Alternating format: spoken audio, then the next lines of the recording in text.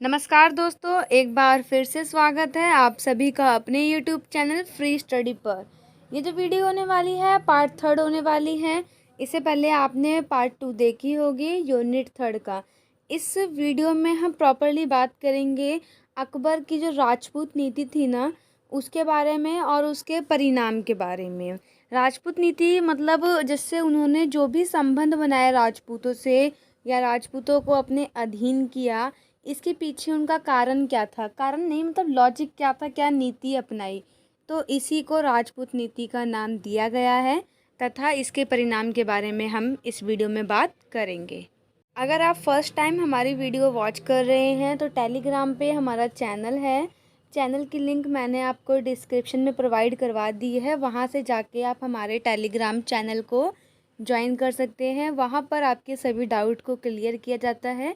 साथ ही इस चैप्टर की PDF आपको वहाँ पे प्रोवाइड करवा दी जाएगी। वीडियो पसंद आए तो वीडियो को लाइक, शेयर एंड सब्सक्राइब करना ना भूलें। तो चलिए स्टार्ट करते हैं अपनी वीडियो को। सबसे पहले देखो, उसका जो पहला कारण था, प्रीवियस वीडियो में मैंने आपको बताया था कि राजपूत के संग जो संबंध थे वो बेसिकली 3 प्रकार के थे। फर्स्ट आपको याद होगा वैवाहिक संबंध, विवाह वाला। सेकंड आपका था फ्रेंडशिप वाला मतलब मित्रता का। और तीसरा जो आपका था वो था आपका युद्ध वाला, जो नहीं मानते थे उनकी बात उनसे वो युद्ध कर लिया करते थे। तो इस 3 टाइप के संबंध उन्होंने अपने राजपूतों के साथ बनाए थे। पहला संबंध हम देख लेते हैं, राजपूतों को उच्च पद प्रदान करना। उन्होंने क्या किया, जो भी उनके दरबार में राजपूत थे उनको मतलब अच्छे अच्छे पद पर, उच्च पद पर नियुक्त किया। अकबर ने राजपूतों से मैत्री बढ़ाने के लिए राजपूतों को उच्च पद प्रदान किए। अकबर की राजपूतों को सेना में भी भर्ती करना शुरू कर दिया। यानी राजपूतों को सेना में मतलब अपनी भर्ती में भरा, यानी सेना वगैरह होती है सैनिक वगैरह, उसमें मुगलों के साथ साथ राजपूतों को भी वहाँ पे मतलब नौकरी वगैरह दी। इसका अकबर को बहुत लाभ हुआ। इन राजपूतों ने मुगल साम्राज्य की रक्षा की तथा उसका विस्तार करने में बहुत सहयोग दिया था। अकबर ने इन राजपूतों को मुसलमान शासक के विरुद्ध सहयोग भी दिया। मतलब अगर किसी भी राजपूत की लड़ाई मुसलमान शासक से हो जाए तो वहाँ पर इनका बहुत ज़्यादा सहयोग भी किया था। अकबर ने राजपूतों को केंद्रीय सरकार में उच्च पद दिए थे, जिससे क्या हुआ था, राजपूत बहुत ज़्यादा खुश हो गए थे और राजपूत और मुगलों की काफ़ी अच्छी दोस्ती हो गई थी।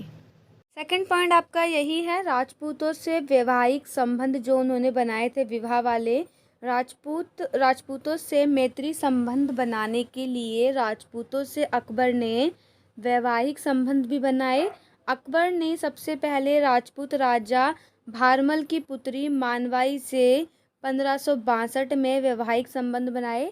यह किसी राजपूत राजकुमारी का अकबर के साथ प्रथम विवाह था। मतलब ये पहली मैरिज थी ऐसे कि एक मुगल की एक राजपूत के साथ शादी हुई। तथा ऐसी नीति की शुरुआत तथा ऐसी नीति की शुरुआत थी जिसने भारत में मुगल शासक पर पर्याप्त प्रभाव डाला था। प्रथम राजपूत कन्या से विवाह के बाद अकबर ने विवाह बीकानेर के राजा की पुत्री जैसलमेर के राजा की पुत्री से किया। 1584 में भगवान दास की पुत्री शाहजदा सलीम का अकबर ने विवाह करवा दिया। यानी अकबर ने किसका विवाह करवाया था, अपने बेटे सलीम का। किससे करवाया था, भगवान दास की पुत्री थी शाहजादा, उससे। किसका, सलीम का, मतलब अपने बेटे का विवाह करवाया। पहले तो उन्होंने खुद विवाह करा, किससे, भारमाल की पुत्री से 1562 में। उसके बाद अपने बेटे का विवाह भी राजपूत लड़की के संग करवा दिया था। तो ये थे इनके वैवाहिक संबंध।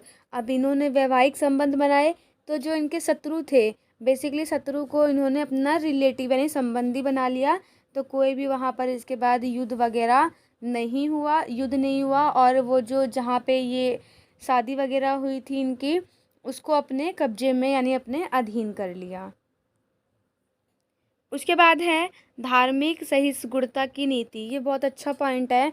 इसमें क्या किया था, जजिया कर को समाप्त किया था। किसने, अकबर ने जजिया कर को समाप्त किया था।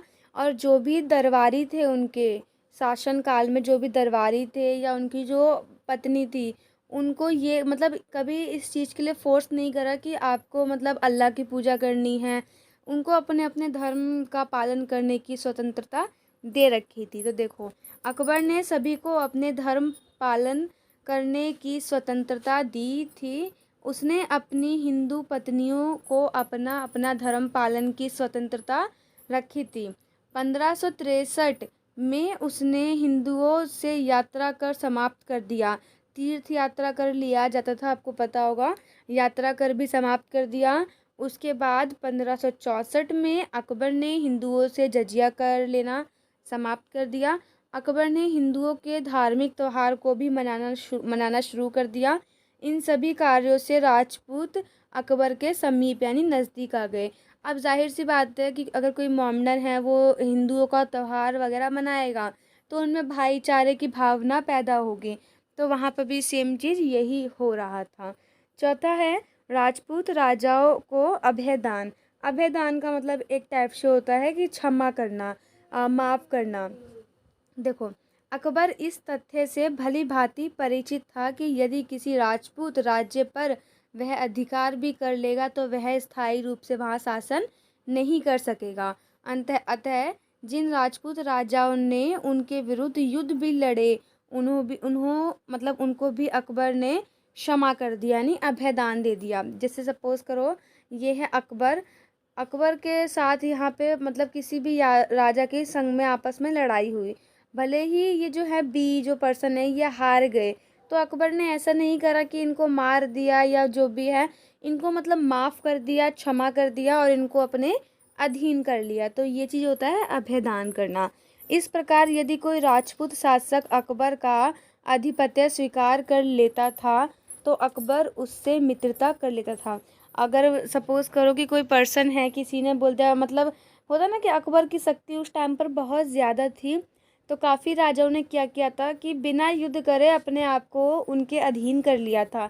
तो इस कंडीशन में उन्होंने उनके संग दास वाला या गुलाम वाला व्यवहार नहीं करा, मित्रता करी उनसे, यानी फ्रेंडशिप वाला जो है रिलेशन उनके संग बनाया।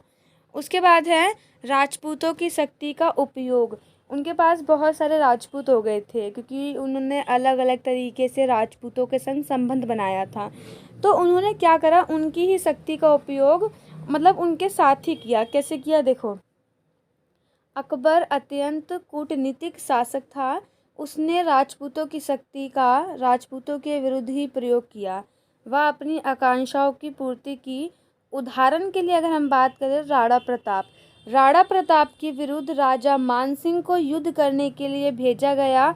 इसी प्रकार अमेर के राजपूतों ने रणथंभौर व मेवाड़ आदि पर अपना अधिकार करने में मुगलों की सहायता करी। देखो हुआ क्या था, ये जो महाराणा राणा प्रताप थे, है ना, राणा प्रताप थे, तो अकबर ने इनको बोला था कि तुम मेरे अधीन हो जाओ, यानी अपना जो राज्य वगैरह मतलब राज्य वगैरह है, शासन वगैरह, वो मेरे अधीन करो या मेरे से मित्रता कर लो। तो राणा प्रताप इसके मतलब बहुत ज़्यादा विरुद्ध थे। राणा प्रताप को ये चीज़ नहीं पसंद थी। तो अकबर ने क्या करा, अकबर ने खुद युद्ध नहीं करा, क्योंकि अकबर अगर युद्ध करता तो बात होती कि एक मतलब होता है ना कि एक मोमडन है और एक हिंदू है, ये दोनों आपस में लड़ाई कर रहे हैं, तो हो सकता था जो अकबर के पास हिंदू थे वो इनके साइड हो जाते। तो यहाँ पर क्या करा, जो अकबर थे इन्होंने अपना मतलब माइंड चलाया और मानसिंह जो आपको पता होगा 9 रत्न थे, किसके, अकबर के 9 रत्न थे। 9 रत्नों में से मानसिंह एक था। तो मानसिंह को क्या करा, मानसिंह को पहले राणा प्रताप के पास भेजा, समझाने के लिए भेजा था कि आप इनकी अधीनता को स्वीकार कर लो। अब देखो ये भी राजपूत और ये भी राजपूत, तो राजपूत की शक्ति के मतलब राजपूतों की शक्ति का उपयोग करा उन्होंने ऐसे, ठीक। फिर बाद में क्या हुआ, जो राणा प्रताप थे उन्होंने इस चीज़ के लिए मना कर दिया और मानसिंह को फिर बोला गया कि आप एक काम करो, युद्ध करो। राणा प्रताप के साथ युद्ध किया, परंतु फिर भी राणा प्रताप उनके अधीन नहीं आए। मतलब एक होता ना कि उन्होंने मन में ठान लिया था कि भले ही वो मर जाएंगे लेकिन वो मतलब अकबर की अधीनता को स्वीकार नहीं करेंगे, तो उन्होंने अकबर की अधीनता को स्वीकार नहीं करा। उसके बाद है अकबर की जो राजपूत नीति थी, उसके परिणाम, जो इन्होंने राजपूतों के साथ संबंध वगैरह बनाए, इसके परिणाम क्या हैं? तो देखो, सबसे पहला परिणाम क्या है, अनेक राजपूतों नरेशों में मुग़ल साम्राज्य के विस्तार में महत्वपूर्ण योगदान दिया। यानी इनका विस्तार हुआ, मुग़ल साम्राज्य का विस्तार हुआ, राजपूत मुग़ल साम्राज्य की ढाल बन गए। अकबर की उदार और मैत्रीपूर्ण नीति के कारण हिंदू मुस्लिमों संस्कृतियों में समन्वय स्थापित हुआ। यानी कहीं ना कहीं संस्कृति पर भी एक अच्छा इफ़ेक्ट पड़ा। ये तो है इसके पॉजिटिव इफ़ेक्ट। उसके बाद है अकबर की उदार नीति के कारण अनेक राजपूत राजा नष्ट हो गए। राजपूत राजा जो नष्ट हुए तो ये राजपूतों पर एक नेगेटिव इम्पैक्ट पड़ा था। उसके बाद है फोर्थ, साम्राज्य में शांति और व्यवस्था स्थापित हो गया। क्यों हुआ? क्योंकि जब लड़ने वाला ही कोई नहीं होगा, सबसे आपने अच्छे संबंध बना लिए, तो लड़ाई किससे होगी? युद्ध होगा ही नहीं। तो इसी कारण साम्राज्य में शांति और व्यवस्था स्थापित हो गई। इसके कारण साहित्य, कला आदि सभी क्षेत्रों में उन्नति हुई। व्यापार वाणिज्य में बहुत विकास हुआ और देश की आर्थिक दशा बहुत सुधर गई। अब जाहिर सी बात है, अगर युद्ध नहीं होगा तो ना ही जान माल किसी की हानि नहीं होगी। आपको पता है कि एक युद्ध में कितना पैसा लगता है, बहुत ज़्यादा पैसा खर्च होता है, सैनिक मरते हैं। तो युद्ध वगैरह नहीं हुआ, जिसकी वजह से कि वहाँ पे जो आर्थिक स्थिति थी वहाँ पे सुधार भी आया, व्यापार में विकास हुआ, साहित्य कला में भी उन्नति हुई। उसके बाद है राजपूत के सहयोग से अकबर अपने विरोधी अमीर सरदारों पर अंकुश रखने और उनकी विद्रोहात्मक गतिविधियों का दमन करने में सफल हुआ। यानी जो इनके विरोधी थे ना, अकबर के जो विरोधी थे, अमीर सरदार, ये सब, इन पे क्या हुआ, मतलब इनकी जो गतिविधि थी, ये लोग क्या सोच रहे हैं, क्या करना चाहते हैं, तो ये अकबर को पता लगता था। क्यों? क्योंकि जो सरदार वगैरह जो थे ना, सरदार का राजपूतों के संग बहुत ही अच्छा संबंध था और ये लोग आपस में अपनी बातों को शेयर करते थे। और राजपूत जो थे, मतलब अकबर जो थे, वो राजपूत से पूछ लेते थे कि वहाँ पे आपकी क्या बात हुई, या सरदार मेरे खिलाफ़ कोई प्लानिंग तो नहीं कर रहा। मतलब जो भी है वो आपस में ये चीज़ें इंटरलिंक कर लिया करते थे। तो इससे क्या हुआ, अकबर को मतलब बहुत ज़्यादा सहयोग मिला राजपूतों से। राजपूत नीति से अकबर को एक लाभ यह हुआ कि बिना किसी परेशानी व खर्च के राजपूत की विशाल एवं शक्तिशाली सेना उसके अधीन हो गई। अब जाहिर सी बात है कि अगर ये है अकबर का दरबार, यहाँ पे 3-4 राज्य और है, ये इनके अधीन हो गए, तो यहाँ पे जो भी राजा होंगे, इनकी एक अपनी सैनिक होंगे, सैन्य व्यवस्था होगी, तो ये सारी ही सैन्य व्यवस्था अकबर के पास आ गई। तो अकबर की एक बहुत विशाल शक्तिशाली सेना बन गई थी, बिना कुछ किए, बिना खर्चा किए, जिसका उसने समय समय पर लाभ लिया। किसने लिया था लाभ? अकबर ने। क्योंकि युद्ध वगैरह होते थे तो वो राजपूत सेना को अपने साथ ले जाते थे। अकबर की राजपूत नीति के परिणाम स्वरूप अनेक राजपूत राजाओं की अपनी योग्यता का प्रदर्शन करने का उचित अवसर मिला। क्योंकि युद्ध वगैरह में वो शामिल होते थे तो अपनी वहाँ पे योग्यता दिखाते थे युद्ध लड़कर। राजपूतों द्वारा मुगलों का आधिपत्य स्वीकार कर लेने से राजपूतों की प्रतिष्ठा धूसरित हो गई। यानी जो उनका रिस्पेक्ट वगैरह थी, वो सारी रिस्पेक्ट चली गई राजपूतों की। राजपूत राजाओं ने दक्षिण भारत व बंगाल पर आक्रमण किए व धन प्राप्त किया। राजपूत राजा ने क्या किया था? दक्षिण भारत पर, बंगाल हो गया, जिससे बंगाल पे आक्रमण किया, वहाँ से धन वगैरह लूटा और धन वगैरह लूट कर अकबर को दिया। मतलब अकबर को और अपने आप में हाफ हाफ उन्होंने बंटवारा किया। राजपूत नीति के कारण उत्तर भारत में राजनीतिक एकता की स्थापना हुई, जिसमें उत्तर भारत का सर्वमुखी विकास हुआ। मतलब बहुत ही अच्छा वहाँ पर विकास हुआ। क्यों? क्योंकि राजनीतिक एकता हो गई थी, कोई युद्ध नहीं हो रहा था, कोई लड़ाई नहीं हुई, तो राजनीतिक एकता वहाँ पर आ गई थी।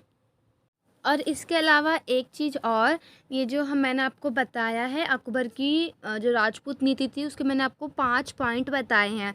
छठा आप ये भी लिख सकते हैं, दुर्ग में फेरबदल। दुर्ग का मतलब होता है किला। क्या होता है? किला। आपको पता है कि राजपूत जो थे ना पहले के, उनके पास बहुत ज़्यादा, बहुत अच्छे अच्छे, बहुत महंगे महंगे किले हुआ करते थे। तो अकबर ने क्या किया था, अकबर ने दुर्ग पर अधिकार किया था। अधिकार ये नहीं कि उनसे छीन लिया, लेकिन उन्होंने वहाँ पे एक अच्छी चीज़ ये करी कि जैसे मान लो यहाँ पे एक महल टाइप का है, अकबर ने इनसे ये महल ले लिया और इनको महल के बदले पैसे यानी जागीर वगैरह प्रदान करी। किसको प्रदान करी थी? राजपूतों को। तो इससे क्या हुआ था, इससे राजपूत नाराज भी नहीं हुए, उनको पैसा भी मिल गया। तो दोस्तों आज की वीडियो में बस इतना ही। आगे जो हमारा टॉपिक आएगा वो आएगा आपका राजपूत की धार्मिक नीति। राजपूत की धार्मिक नीति क्या थी और उसके क्या इफ़ेक्ट वगैरह, जो भी आपके बुक के सिलेबस के अकॉर्डिंग मैं आपको वो चीज़ करवा दूँगी। अगर आपको वीडियो पसंद आई हो तो वीडियो को लाइक, चैनल को सब्सक्राइब करना ना भूलें। मिलते हैं नेक्स्ट वीडियो में, तब तक के लिए जय हिंद, जय भारत।